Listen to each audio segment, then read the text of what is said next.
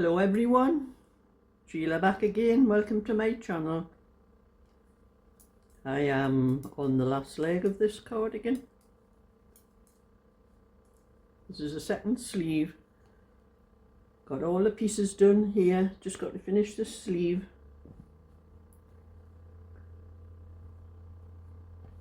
Get it all sewn up with the bands and the up there with the bands and the neckband, and I'll keep my friend's face straight. I've had a couple more messages off her, but she never mentioned that cardigan. I told her the last time she did that if she mentioned that cardigan again to me, I was going to sell it to someone else. So I think she just thinks frightened to mention it just in case I keep my word. But I was at my granddaughter's yesterday and I took this one. This is another one exactly the same I'm doing, but the smaller size. So I got a little bit more of that one done. So at least that one started when I get this one finished. But I'm going to tell you, it's a little story today.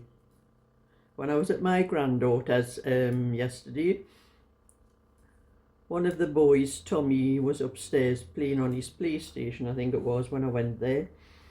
And his mum shouted up the stairs to him when I was in the living room, sitting myself down and making myself comfortable. And she said, shouted to Tommy to get himself downstairs. Your nana's come here to see you.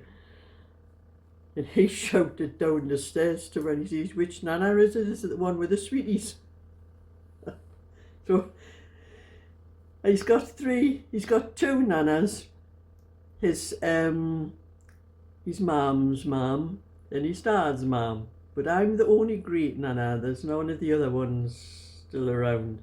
And they have separate names. I'm Nana Smithy. And I think his mum's mum is Nana Ronnie. And his dad's mum is, you know, her surname, they have a different surname for her, so they know which one. But that's all he was thinking. I says to Cheryl, maybe she'll just call me Nana Sweetie. I says, I'll know which one you mean then, won't they? But me and Cheryl were sitting on the settee and we were just chatting and talking, and little Eddie was on the settee as well, and you know, the little ears pricked up, and when we're talking, I says to Cheryl, very careful what you say in front of kids, they repeat a lot of things, you know. You've got to be really careful at their age, And anyway, it reminded me about a certain time when I was young and my kids were little. As I'm having a cup of tea as well while I'm sitting talking. And it made me remember about when my three were little, and my two oldest ones were at school, and I still had my youngest one. His name's Ian. My youngest one was, you know, he hadn't started school or nursery or anything like that, and I used to go to the school every day to take the two older ones. And I met this young girl this day. I think she had just moved into the area, and we got friendly, just talking, you know, backwards and forwards, picking the kids up from the school, taking them there. And one day I had to go into North Shields, was the nearest town to me, that's where I live. And I had to go into North Shields. Well, we lived, this young girl, we'll call her Mary, that's not her real name, but we'll just call her Mary for, I don't suppose she'll probably ever see this video, but she'd be embarrassed if she did. But we lived I lived that way and she lived that way. So we weren't going, you know, we only walked from the school to the end of the road, and then she went that way and I went that way. Well, one day I had to walk, I was going into Shields, and I just walked in. It wasn't into North Shields, it wasn't very far. I just walked into the town, and as she lived near that way, I was walking down with her. And she says, on your way back, why don't you pop in for a cup of coffee or something like that? So that's what I did anyway. I got what I wanted in the town, and she told us, we passed the house on the way down. She showed us where the house was, and I popped in had a nice little chat, and I found out she had just separated from her partner or her husband. I don't know whether they were married or what at the time, but I've done a wrong stitch there because I've been talking, see. I'll have to go back those stitches and put it right, only a few. But anyway,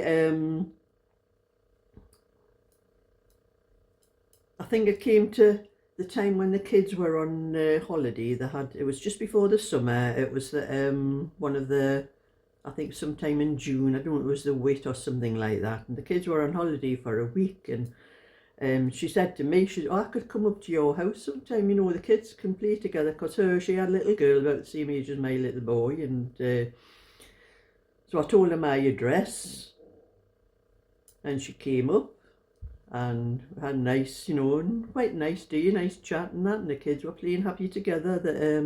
Her older girl was playing with my other two boys, the older boys, and because they knew each other from school, and anyway, it came to lunchtime, and I was making lunch for mine, and as she was still there, I thought, oh well, you know, I'll just make something for all of us. That's if she wanted to stop. So she did.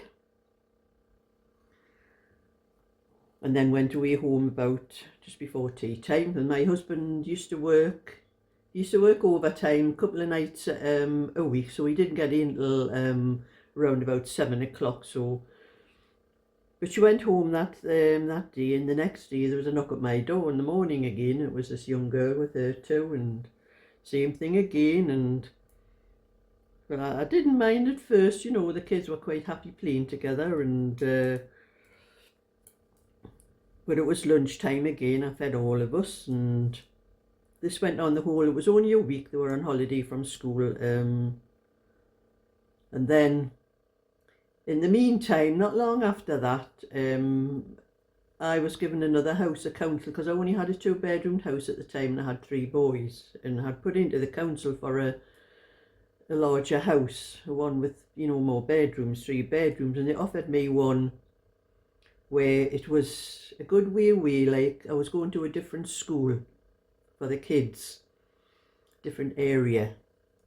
So, well, I thought that was it, you know, I'll not be seeing this young girl anymore because they're not going to the same school.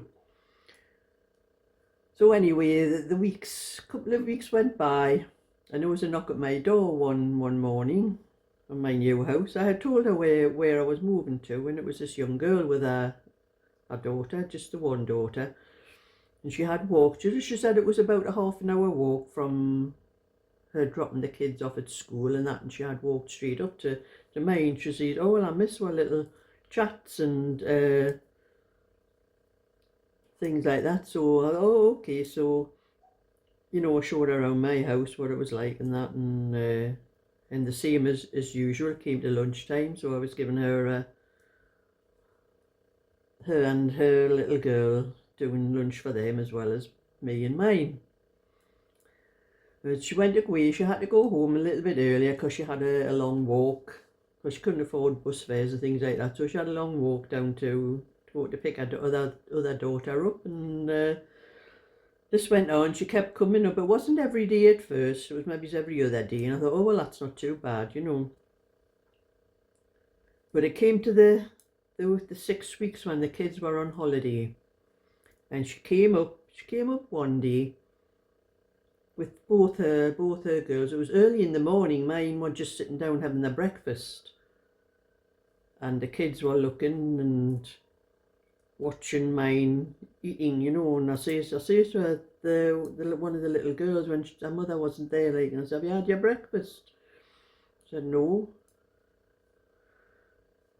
So me not thinking anything, it was just Weetabix and some milk and that. So I fed the 2 little girls their breakfast, the seed for lunch, and they were still there at tea time, so I had to give them tea as well. And this went on after about 3 weeks. My husband, we were talking one day and didn't realise, like, my oldest boy was 7 at the time, I think he was, and you know, them little ears were pricking up, must have been listening to us. And he said to me, you're going to have to tell Mary, you see, she can't keep coming up here for our meals all the time. He says, I'm feeding 2 families here, we can't afford it. You're going to have to, he says, Sheila, you're going to have to tell her. He says, we just can't do it.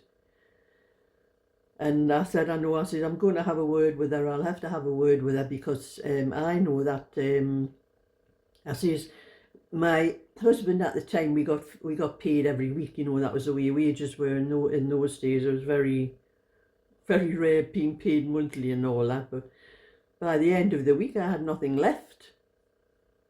And sometimes I was scrimping trying to find money together for food because I was feeding, you know, breakfast, lunch and tea for 3 other people.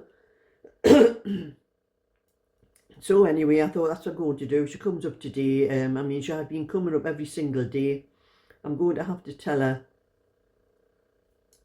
And anyway, my husband went away to work and I was tidying up upstairs, and I was busy upstairs when there was a knock at the door, and I just shouted down to Mark, my oldest boy. I says, "Oh, see who's at the door, Mark." I mean, I should have known who it was, but I let him answer the door. And he answered the door and he shouted up the stairs and he says, "Ma'am, it's Mary and the 2 girls." He said, "The 2 girls." He said, "I thought you said you hoped you wasn't coming up today because you and me dad can't afford to keep feeding her as well as, and her kids as well as us." That was watch what you say in front of your kids. But that saved me having to tell her myself, because she only stopped for about half an hour after that and I never ever seen her again.